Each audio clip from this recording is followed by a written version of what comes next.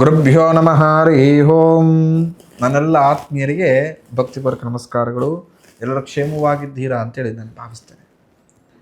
August ತಿಂಗಳು ಕಟಕ ರಾಶಿಯವರಿಗೆ ಭಗವಂತನ ಅವರ ಪಿತ್ರಾದಿಗಳು ಸಹಿತ ತಂದೆ ತಾಯಿಗಳ ಅನುಗ್ರಹದಿಂದ ಸಂಪೂರ್ಣ ಮಾಸ ಶುಭದಾಯಕವಾಗಿ ಪರಿವರ್ತನೆಗೊಳ್ಳುತ್ತೆ. ಕುಲದೇವರ ಅನುಗ್ರಹ, ಇಷ್ಟದೇವರ ಅನುಗ್ರಹ ಕಟಕ ರಾಶಿಯವರಿಗೆ ಈ ಮಾಸ ಜಾಸ್ತಿ ಇರತಕ್ಕಂಥದ್ದು. ಅಭಿವೃದ್ಧಿಯ ವಿಚಾರದಲ್ಲಿ ಅಂದುಕೊಂಡಿರತಕ್ಕಂಥ ಮಟ್ಟಕ್ಕಿಂತ ಜಾಸ್ತಿ ಲಾಭವನ್ನು ಈ ಮಾಸ ಅವರು ಪಡೆದುಕೊಳ್ತಾರೆ. ನಾನಾ ರೀತಿಯ ಟೆನ್ಷನ್ಸ್ಗಳು, ಆತ್ಮೀಯರೊಂದಿಗಿದ್ದ ಒಂದಷ್ಟು ಮನಸ್ತಾಪಗಳು ಈ ಮಾಸ ದೂರವಾಗುತ್ತೆ. ಮನಸ್ಸು ತಿಳಿಯಾಗತಕ್ಕಂಥದ್ದು ಪ್ರತಿಯೊಬ್ಬ ವ್ಯಕ್ತಿಗೂ ಇದೆ ಸಮಸ್ಯೆ. ಒಬ್ಬರು ಆತ್ಮೀಯರ ಹತ್ರ ಏನೋ ಜಗಳ ಆಡ್ಕೊಂಡ್ಬಿಟ್ರೆ ಅಥವಾ ಏನೋ ಮಿಸ್ಅಂಡರ್ಸ್ಟ್ಯಾಂಡಿಂಗ್ ಆಗಿಬಿಟ್ರೆ ಪ್ರಪಂಚದಲ್ಲಿ ಏನೋ ಕಳ್ಕೊಂಡ್ಬಿಟ್ಟೆ, ಪ್ರಪಂಚದಲ್ಲಿ ನಾನು ಸೋತೇ ಬಿಟ್ಟೆ ಅನ್ನೋ ಮನಸ್ಥಿತಿ ಇರುತ್ತೆ. ಯಾಕಂದರೆ ಕಷ್ಟ ಸುಖಕ್ಕೆ ಆಗತಕ್ಕಂಥದ್ದು ಆತ್ಮೀಯರು, ಸ್ನೇಹಿತರು ಮಾತ್ರ. ತಿಳಿದಿರಲಿ, ಇಂಟ್ರೆಸ್ಟು ಸಂಬಂಧಿಕರದು ಅದು ಎಲ್ಲರಿಗೂ ಆಗಲ್ಲ, ಆಗ್ತಾರೆ ಅಂತ ಹೇಳ್ತಾ ಇಲ್ಲ. 75% ನಾನು ನೋಡಿರ್ತಕ್ಕಂಥದ್ದು ಹಿತೈಷಿಗಳೇ, ಸ್ನೇಹಿತರೇ, ಕಷ್ಟ ಸುಖಕ್ಕೆ ಆಗತಕ್ಕಂಥವ್ರು ಅಂತ ಅರ್ಥ. ಹಾಗೆಯೇ ಈ ಮಾಸ ಕಟಕ ರಾಶಿಯವರು ಮನೆಗೆ ಅಗತ್ಯವಾದಂಥ ವಸ್ತುಗಳನ್ನು ಖರೀದಿ ಮಾಡ್ತೀರಿ. ಅಂದ್ಕೊಂಡಿರ್ತೀರಿ ಮನೆಗೆ ಈ ವಸ್ತು ಬೇಕಾಗಿತ್ತು, ಖರೀದಿ ಮಾಡಿ ತೆಗೆದುಕೊಂಡು ಬಂದರೆ ತುಂಬ ಚೆನ್ನಾಗಿರ್ತಿತ್ತು ಅಂತ ಅಂದ್ಕೊಂಡಿರ್ತೀರಿ. ಆದರೆ ಒಂದಷ್ಟು ಹಣಕಾಸಿನ ಮುಂಗಟ್ಟಿನಿಂದ ಖರೀದಿ ಮಾಡೋಕ್ಕಾಗ್ತಿರೋದಿಲ್ಲ. ಆದರೆ ಈ ಮಾಸ ಕುಲದೇವರ ಅನುಗ್ರಹದಿಂದ ಖಂಡಿತ ವಸ್ತುಗಳನ್ನು ಖರೀದಿ ಮಾಡ್ತೀರಿ. ದಂಪತಿಗಳಲ್ಲಿ ಅನ್ಯೋನ್ಯತೆ ತುಂಬ ಚೆನ್ನಾಗಿ ವೃದ್ಧಿ ಆಗುತ್ತೆ. ಬಾಂಡಿಂಗ್ ಇನ್ನೂ ಕೂಡ ಬೆಳೆಯತಕ್ಕಂಥದ್ದು. ಕಲಾವಿದರಿಗೆ ಈ ಮಾಸ ಶುಭದಾಯಕ, ಲಾಭದಾಯಕ ಮಾಸ.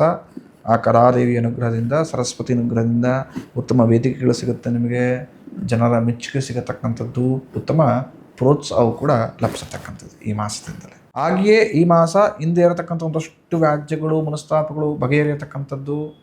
ಆರ್ಥಿಕವಾಗಿ ಇಲ್ಲಪ್ಪ ನಾನು ಸುದೃಢನಾಗ್ತಿದ್ದೇನೆ, ಇಲ್ಲ ಬ್ಯಾಲೆನ್ಸ್ ಮಾಡ್ಕೊಳ್ತಾ ಇದ್ದೀನಿ ಅಂತ ನಿಮಗೆ ನೀವೇ ಸಮಾಧಾನವನ್ನು ಪಟ್ಕೊಳ್ತೀರಿ. ಈ ಸಂಪೂರ್ಣ ಮಾಸ ಏನೋ ತಲೆನೋವು ಏನಿರುತ್ತೆ ಅದೆಲ್ಲವೂ ಕೂಡ ದೂರವಾಗಿ ಅಪ್ಪ ನೆಮ್ಮದಿಯಾಗಿ ಒಳ್ಳೆಯ ಪರಿಸರದಲ್ಲಿ ನಾನು ಆರಾಮ್ಸೆ ಇದ್ದೀನಿ, ಏನೀಗ ನಡೀತಾ ಇದೆ ವ್ಯಾಪಾರ ವ್ಯವಹಾರಗಳು ಹೀಗೆ ನಡೆದ್ಬಿಡ್ಲಿ, ಏನು ಸಮಸ್ಯೆಗಳು ಎಲ್ಲ ದೂರವಾಗ್ತಿದೆ, ಈ ಥರ ಎಲ್ಲ ಕ್ಲಿಯರ್ ಆಗಿಬಿಡಲಿ ಅಂತ ಮನಸ್ಥಿತಿಯಲ್ಲಿ ಬದುಕತಕ್ಕಂಥ ವಾತಾವರಣ ಸೃಷ್ಟಿಯಾಗುತ್ತೆ. ಈ ಮಾಸ ಕಟಕ ರಾಶಿಯವರಿಗೆ ಉತ್ತಮ ಶಾಂತಿ ಸಹಿತವಾಗಿ ನೆಮ್ಮದಿ ಲಭಿಸತಕ್ಕಂಥದ್ದು. ಒಂದಷ್ಟು ಅನುಕೂಲಗಳನ್ನು ಭಗವಂತ ಮಾಡಿಕೊಟ್ಟಿದ್ದಾನೆ. ಮನೆಯಲ್ಲಿ ಸಹಕಾರಗಳಾಗತ್ತೆ. ನಿಮ್ಮ ತಂದೆ ತಾಯಿಗಳು ಪ್ರವಾಸಕ್ಕೆ ನೀವು ಕಳಿಸುವ ಮುಖಾಂತರ ಅವರ ಒಂದಷ್ಟು ಕನಸನ್ನು ಈಡೇರಿಸ್ತೀರಿ. ಅದು ನಿಮಗೆ ಸಮಾಧಾನವನ್ನು ತಂದು ಕೊಡತಕ್ಕಂಥದ್ದಾಗತ್ತೆ. ನಿಮ್ಮ ಕೆಲಸದ ಕ್ಷೇತ್ರದಲ್ಲಿ ನಿಮ್ಮ ಕೆಲಸವನ್ನು ಗುರುತಿಸಿ ಉತ್ತಮ ಪ್ರಶಂಸೆಯ ನುಡಿಗಳನ್ನು ನೋಡಿ ತಂದರೆ ನಿಮ್ಮ ಶುಭಾಶ ಅಂತ ಹೇಳ್ತಾರೆ, ನಿಮ್ಮ ಪ್ರೋತ್ಸಾಹಿಸ್ತಾರೆ. ಖಂಡಿತ ನಿಮಗೆ ಒಳ್ಳೆ ಸ್ಪಿರಿಟ್ ಜಾಸ್ತಿ ಆಗುತ್ತೆ. ಇನ್ನೂ ಒಳ್ಳೆ ಕೆಲಸಗಳನ್ನು ಮಾಡಬೇಕು, ಇನ್ನೂ ನಾನು ಗುರುತಿಸ್ಕೊಳ್ಬೇಕು, ಇನ್ನೂ ಕೆಲಸದ ಅಭಿವೃದ್ಧಿಯನ್ನು ಹೊಂದಬೇಕು ಅಂತ ತುಂಬ ಜನ ಅಭಿಲಾಷೆ ಇಟ್ಕೊಂಡಿರ್ತೀರಿ. ಯಾರೂ ಸರ್ಕಾರಿ ಸಂಬಂಧಪಟ್ಟಂಥ ಕೆಲಸ ಕಾರ್ಯದಲ್ಲಿ ಅಭಿವೃದ್ಧಿಗಳನ್ನು ಅಪೇಕ್ಷೆ ಮಾಡ್ತಾ ಇದ್ದೀರಿ, ಸವಲತ್ತುಗಳನ್ನು ಅಪೇಕ್ಷೆ ಮಾಡ್ತಿದ್ದೀರಿ. ಖಂಡಿತವಾಗಿಯೂ ಕಟಕ ರಾಶಿಯವರಿಗೆ ಆ ವಿಚಾರವಾಗಿ ಒಂಥರ ಮಧ್ಯದಲ್ಲಿ ಸ್ವಲ್ಪ ಆನ್ಸರ್ ಸಿಗತಕ್ಕಂಥ ಅವಕಾಶಗಳು ಬರುತ್ತೆ. ಅದನ್ನ ಸರಿಯಾದ ರೀತಿಯಲ್ಲಿ ಹಾರ್ಡ್ ವರ್ಕ್ ಮಾಡಿ ಅದ್ರ ತುಂಬ ಫಾಲೋ ಅಪ್ ಮಾಡಿದ್ರೆ ಖಂಡಿತ ಆ ವಿಚಾರದಲ್ಲೂ ಕೂಡ ಸಕ್ಸಸ್ಸನ್ನು ಕಾಣುವಂತರಾಗ್ತಾರೆ. ಇನ್ನು ಮನೆಯಲ್ಲಿ ಸಂಭ್ರಮದ ವಾತಾವರಣ, ಶುಭ ಸಮಾರಂಭಗಳು ಮಾಸದ ಅಂತ್ಯ ಭಾಗದಲ್ಲಿ ಮಾತುಕತೆಗೂ ಅಥವಾ ಪ್ರಾರಂಭವಾಗೋಕ್ಕೂ ಶುರುವಾಗುತ್ತೆ. ಮನೆಯಲ್ಲಿ ಬರತಕ್ಕಂಥ ಸ್ನೇಹಿತರ, ಇಂಟ್ರೆಸ್ಟರ ಒಂದಷ್ಟು ಮಾತುಕತೆಯಿಂದ ಮನೆಯಲ್ಲಿ ಸುಖ ಸ್ವಲ್ಪ ಮಟ್ಟಿಗೆ ವೃದ್ಧಿ ಆಗತಕ್ಕಂಥದ್ದು. ಇನ್ನು ಈ ಮಾಸ ಕಟಕ ರಾಶಿಯವರು ಯಾವುದೇ ಕಾರಣಕ್ಕೂ ಭಾವನಾತ್ಮಕವಾಗಿ ಯಾವುದೇ ನಿರ್ಧಾರಗಳನ್ನು ತೆಗೆದುಕೊಳ್ಬೇಡಿ. ನೀವು ತೆಗೆದುಕೊಳ್ಳತಕ್ಕಂಥ ಭಾವನಾತ್ಮಕ ನಿರ್ಧಾರಗಳಿಂದಲೇ ಸಂಕಷ್ಟಗಳು ಜಾಸ್ತಿ ಆಗತಕ್ಕಂಥದ್ದು.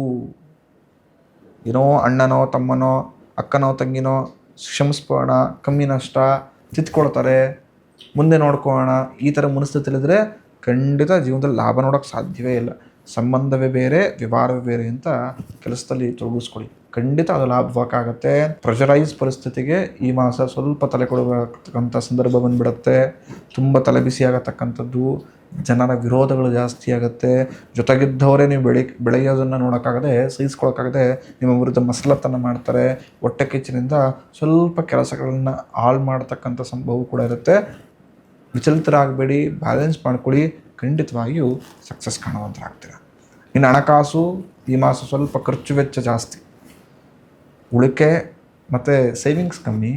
ಸ್ವಲ್ಪ ಏನು ದುಡ್ದಿರ್ತೀರೋ ಅಷ್ಟು ಈ ಮಾಸ ಕಳೆದೋಗ್ಬಿಡುತ್ತೆ. ಒಂದಲ್ಲ ಒಂದು ಖರ್ಚು ಕಟಕ ರಾಶಿಯವ್ರಿಗೆ ಈ ಮಾಸ ಜಾಸ್ತಿಯೇ ಕಾಣಿಸುತ್ತೆ. ಅಂದ್ಕೊಂಡೇ ಇರಲ್ಲ ನಿಮಗೆ ಈ ವಿಚಾರದಲ್ಲಿ ಖರ್ಚಾಗುತ್ತೆ, ಈ ವಿಚಾರದಲ್ಲಿ ಕೈ ಸುಟ್ಕೊಂಡ್ಬಿಡ್ಬೇಕಾಗತ್ತೆ ಅಂತ. ಆದರೂ ಕೂಡ ಖರ್ಚು ವೆಚ್ಚಗಳು ಜಾಸ್ತಿ ಆಗತಕ್ಕಂಥದ್ದು, ಅಂದುಕೊಂಡಂತಹ ಕೆಲಸಗಳು ಆಗ್ತಾ ಇಲ್ಲ ಅಂತ ಮನಸ್ಸಿಗೆ ಏನೋ ಒಂಥರ ದುಗುಡ, ಬೇಜಾರು, ಈ ವಿಚಾರದಿಂದಲೇ ಈ ಸಂಪೂರ್ಣ ಮಾಸ ಸ್ವಲ್ಪ ಮಟ್ಟಿಗೆ ಡಲ್ ಆಗಿರ್ತೀರಿ. ಇನ್ನು ಈ ಮಾಸ ತೆಗೆದುಕೊಳ್ಳತಕ್ಕಂಥ ನಿರ್ಧಾರದ ಮೇಲೆ ನಿಮ್ಮ ಸುಖ ಶಾಂತಿ ಇರತಕ್ಕಂಥದ್ದು. ಆ ಥರದ ನಿರ್ಧಾರಗಳು ಬೇಡ. ಯಾರೋ ಹೇಳಿದ್ರು ಅಂತ ಪ್ರವೋಕಾಗಿ ಯಾವುದೇ ನಿರ್ಧಾರಗಳನ್ನು ತೆಗೆದುಕೊಳ್ಬೇಡಿ.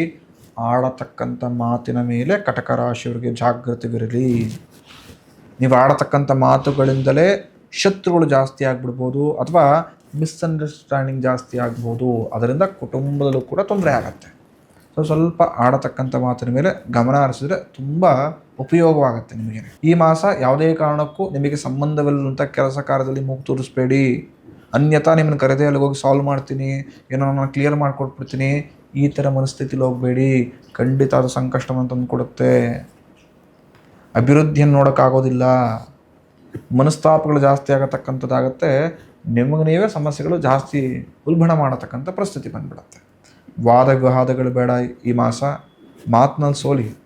ಪ್ರತಿ ಸಲ ಹೇಳತಕ್ಕಂಥದ್ದು ಸೋತ್ಪೋಣ ಮಾತಿನಲ್ಲಿ, ಕೆಲಸದಲ್ಲಿ ಗೆದ್ದು ತೋರಿಸೋಣ ಅಂತ.